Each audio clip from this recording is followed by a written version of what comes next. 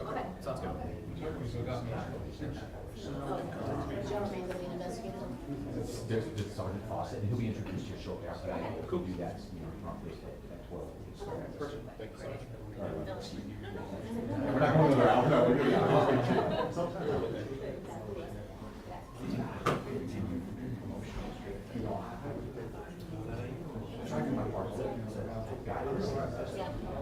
One is a sensitive topic, it's a heinous one. But I hope those are about the well-being of our cops, if not, I'm going to say. I think there's a mental health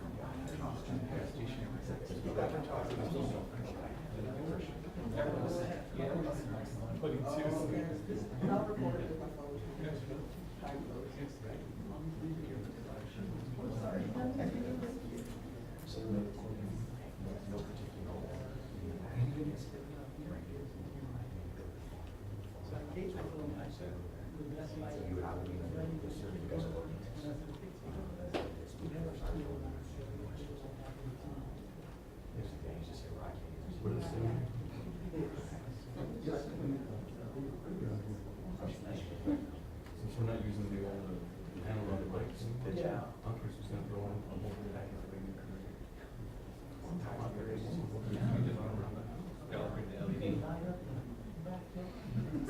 That's exactly what it is. Or when I'm barbecuing and it's getting dark. That's what the light went up.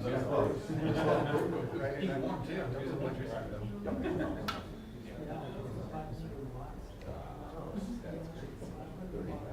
DPs and gold. You know, one of my favorite LED lights, which is really kind of weird, is that it's not like a tube, but it's flat, but it is a tall rectangle. It's about this wide. It's like right here. It's tall. I love that. It lights one person's eye. And it has RGB screen. Mine's literally just, it's got 60 volts, so I think it's up around, I don't know, it's not crazy.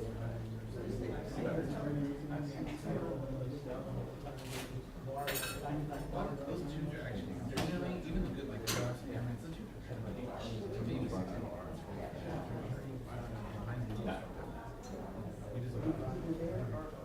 Yeah, that's a bit, yeah, you can't get Better run cable all the time.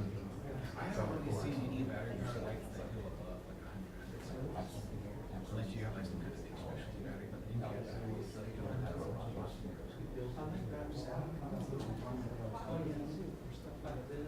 12 to 17 hours.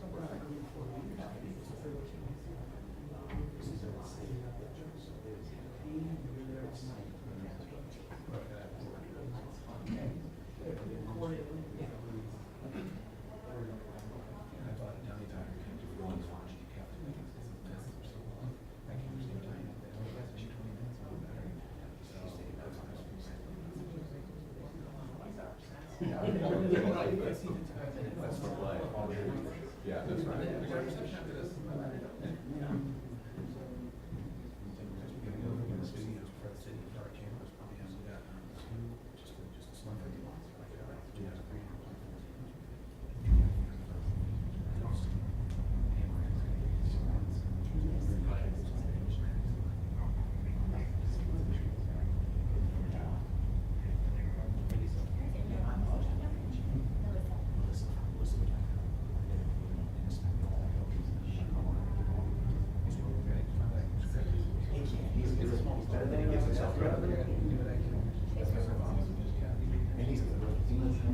Good, right?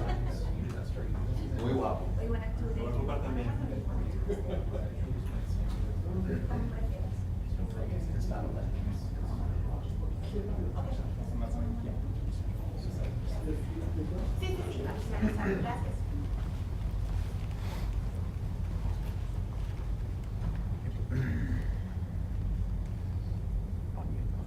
Good morning. I'm Lieutenant Stephen Rios. I'm the Public Information Officer for the Universal City Police Department. Thank you all for being here. So yesterday morning, our officers responded to a pretty traumatic incident that resulted in the death of a 9-year-old. Detective Sergeant David Fawcett is going to give you more details and answer any questions. Good morning, everybody. First of all, I'd like to thank everyone for being here, especially on such short notice. We'd like to thank KENS 5 and KSAT and everybody for coming out and giving us an opportunity to kind of clarify some things. First, I would like to offer our sincerest condolences to members of the family of the loved one that was lost, of the child that was lost.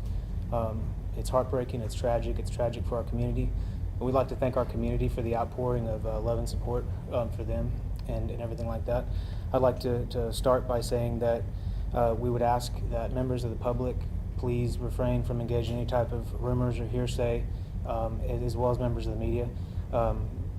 This is an active investigation, and we want to make sure that we get everything right and that nothing is out of place or given out that's incorrectly. Also, we'd like to ask for privacy for the family. So in a few minutes, I'm going to be taking questions, and we're going to give as much as we can because we want to give you guys what you need, but at the same time, we also would like to protect the privacy of the family and everything like that. So first of all, I'd like to say that at about 5 o'clock yesterday morning, our officers and our EMS and our fire department were dispatched to the 8200 block of Zodiac Road in our city for a report of a disturbance that turned out to be a stabbing. And I don't think that anything could have prepared our first responders of this city for what they saw.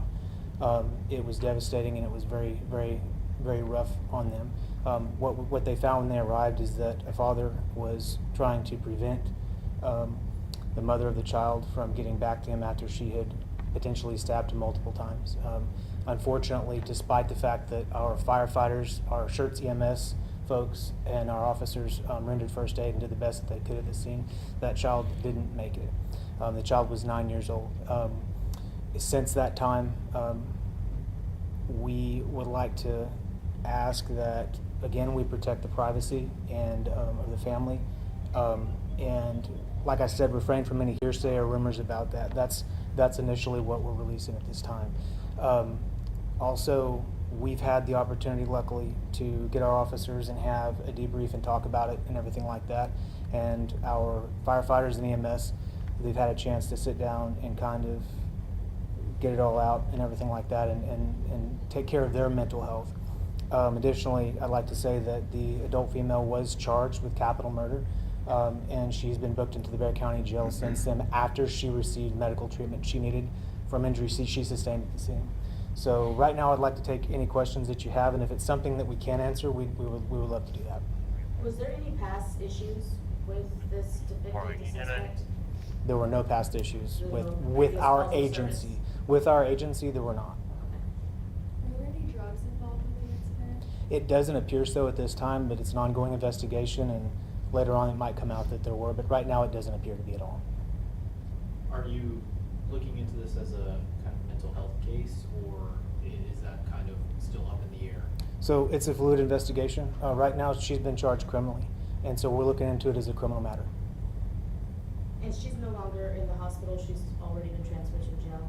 I don't have that information. I believe that she's been transported to the jail. That was what we thought was happening, but but custody has been transferred over to Bexar County Sheriff's Office. Okay. Were there any weapons recovered at the scene? Yes, there were multiple edge weapons that were recovered at the scene. You said multiple weapons? Multiple, yes, ma'am. I take it the boy was asleep during when it first happened. It's not clear whether he was asleep or not when it happened. We don't have that information because we don't have another eyewitness that's able to corroborate that specific detail.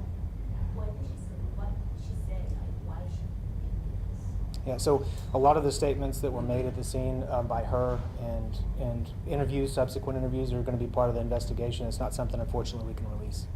So was the father at home at the time?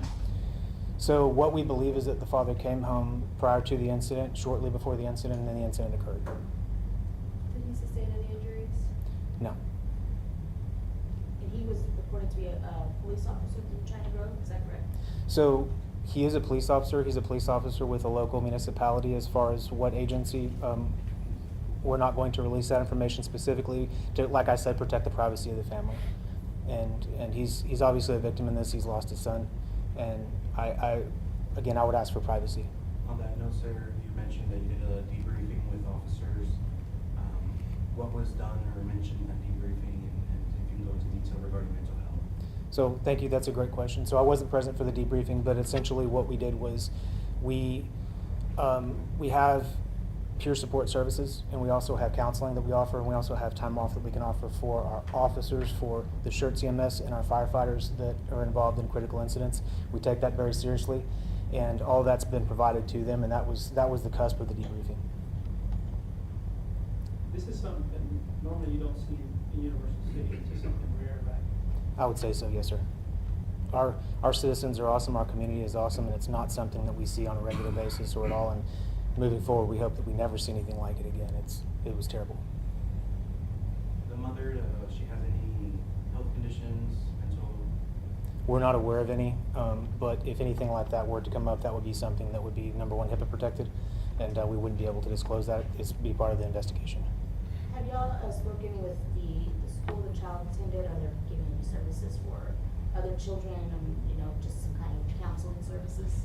Anything that's going on with any schools that the child may have attended, that's going to be confidential. That we don't want to release that right now, and I'm not aware of any of that, to be honest with you.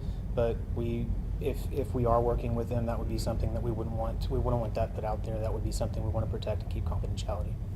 Ma'am, as administration, we have reached out to the agency administrator for the ISD Police Department, and they have been working with the school to arrange counselors and things of that nature. Thanks, Chief. And the family's from this area? Yes, ma'am. Was there any struggles when detaining the suspect? So when our officers arrived on scene, there initially was some difficulty getting the suspect into custody, but they were able to they did a phenomenal job of doing that, preventing that individual from being harmed to the degree they possibly could, and they were able to take her into custody and really save her life. So. According to the arrest affidavit, she injured herself as well? Yes, that's correct.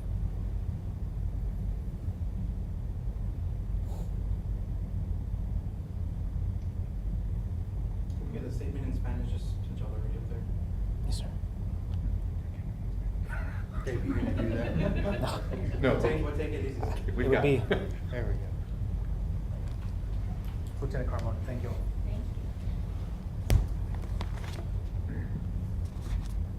Buenos días, mi nombre es Daniel Carmona, soy el teniente del departamento de Universal City. La noche de ayer a las 5 de la mañana recibimos una llamada de emergencia en 8200 Zodiac por un apuñalamiento en proceso. Cuando los oficiales llegaron ahí, descubrieron que había una señora que tenía sangre y un niño. Entonces, cuando ya llegaron los oficiales, lo que me dijeron a mí fue que la señora estaba tratando de apuñalarse con el cuchillo. Entonces, fue cuando los oficiales tuvieron que ponerla en esposas para protegerla. Entonces, ahorita también en la investigación no podemos decir muchas cosas porque todavía es el proceso de la investigación. Cualquier pregunta que tengan respecto de eso. A la hora de llegar, ¿qué es lo que los oficiales encontraron ahí después de esposar a la señora? Cuando llegaron ahí, el esposo fue el que llegó y encontró el incidente. Fue cuando nos llamaron a nosotros. Cuando llegaron los oficiales, encontraron al señor. Y el señor fue que les dijo lo que sucedió. Y cuando los oficiales entraron, la señora estaba afuera de un baño, del baño de la casa. Estaba en el piso. ¿El niño tenía múltiples heridas? Sí. Teniente, ¿qué ha dicho ella? ¿Por qué lo hizo? ¿Cuál es la razón? Todavía no podemos, porque cuando la tratamos de hablar de ella, pidió un abogado.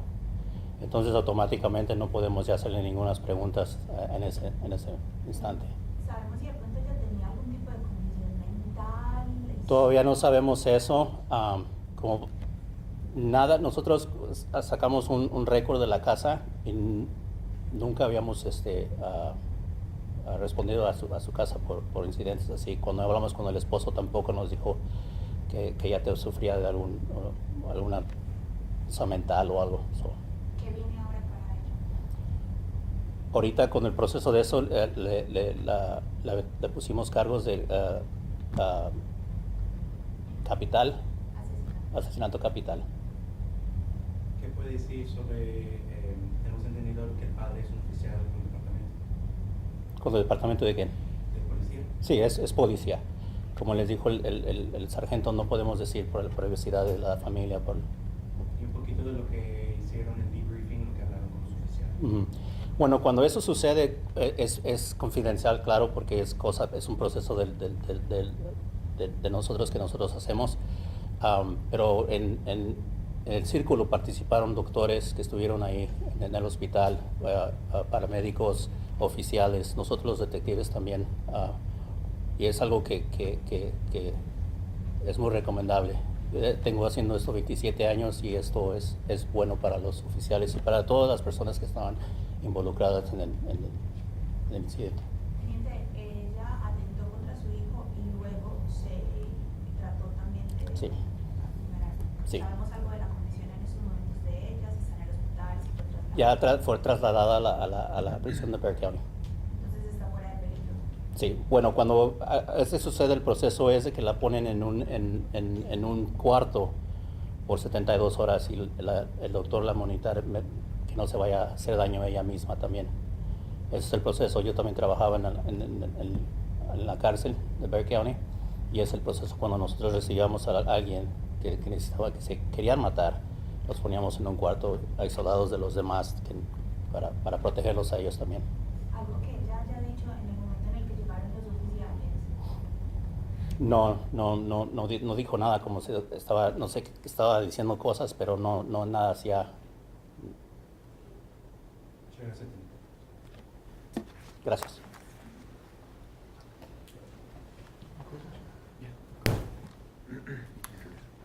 Thank you all for being here. If we do have any more pertinent information that we need to make public, we will.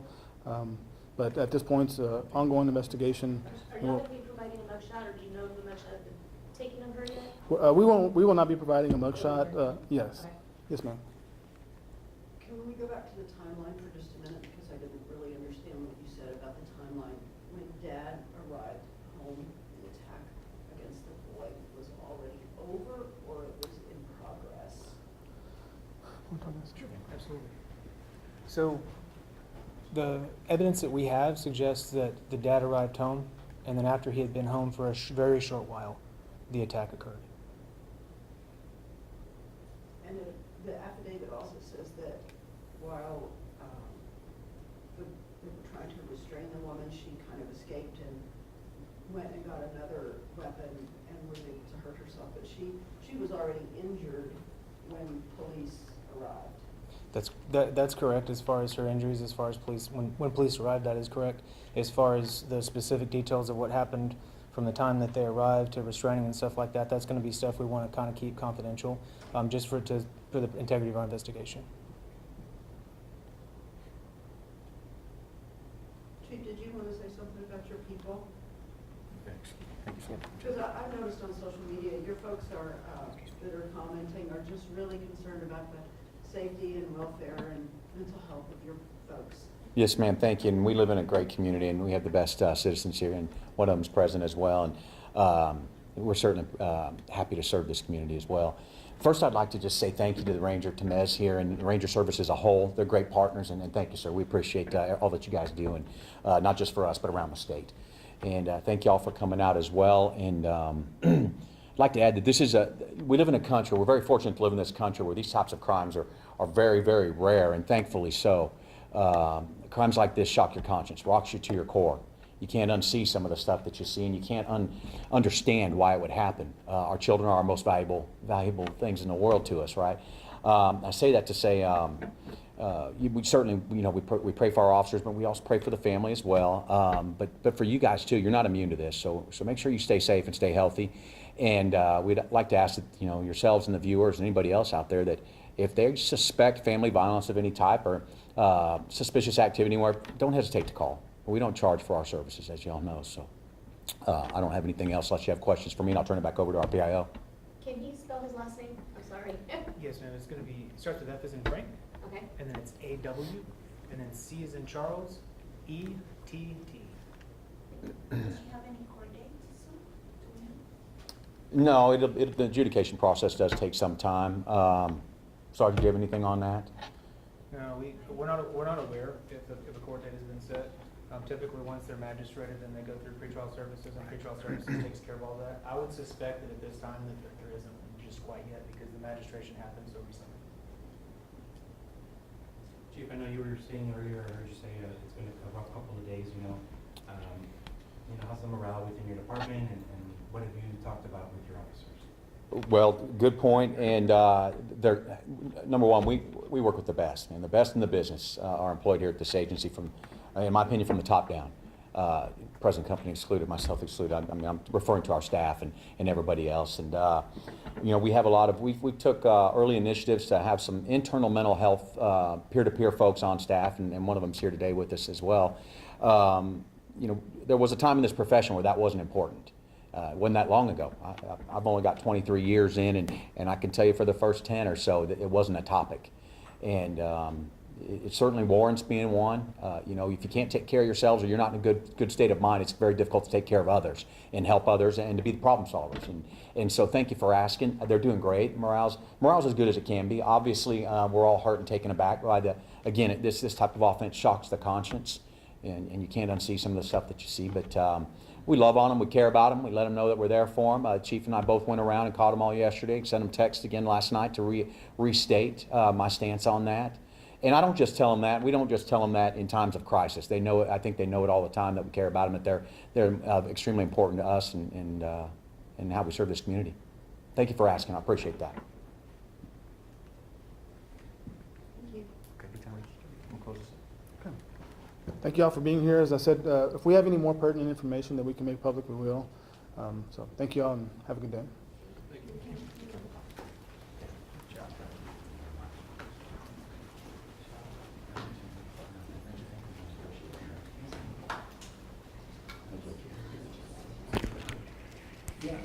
Yes, ma'am. Control the